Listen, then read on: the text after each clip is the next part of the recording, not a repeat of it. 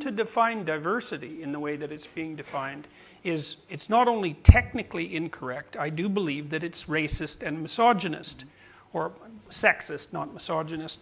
And the reason for that is that, like, there are different, you can break people up into groups in various ways, and so one of the consequences of breaking them up in some ways is that you break them up in ways so that there's a difference between group A and group B. There's an actual difference. Maybe it's a difference in wealth, or who knows, like, because it depends on how you break them up. But the scientific evidence on this is clear as well. Even if you take the relatively large differences that exist between some groups, so here's an example, there's actually quite a large difference between men and women in terms of what their intrinsic interests are. This is something James Damore tried to point out and was pilloried for it. But the evidence is very strong that on average, women are more interested in people, and on average, men are more interested in things. And that's a fairly large difference as far as those sorts of differences go. But there's still more overlap between men and women than there are differences.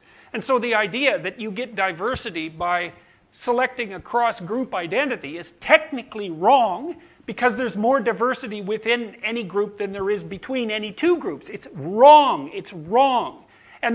But it's worse than that. It's morally wrong, because you're making the assumption that, the old racist assumption, that the group defines the content of the spirit.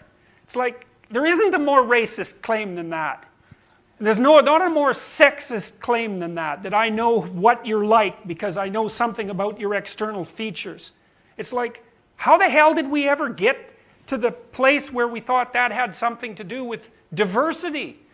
It's anti-diversity in the most profound way. It's absolutely insulting to a person who regards himself or herself as an individual, to be judged in that manner, and to be constantly harangued for bigotry, for opposing the evil trinity of equity, diversity, and inclusivity.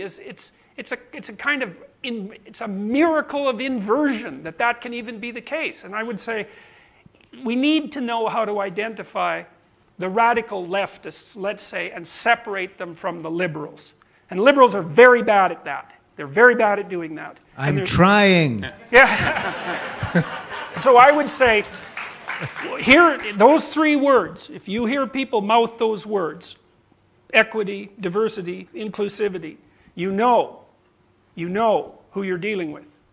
And you should step away from that, because it's not acceptable.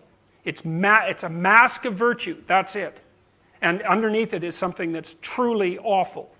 And it's incumbent on liberal types to start to draw a line between their classic liberal beliefs and these terrible postmodern neo-Marxist ideas that have a pedigree of genocide behind them.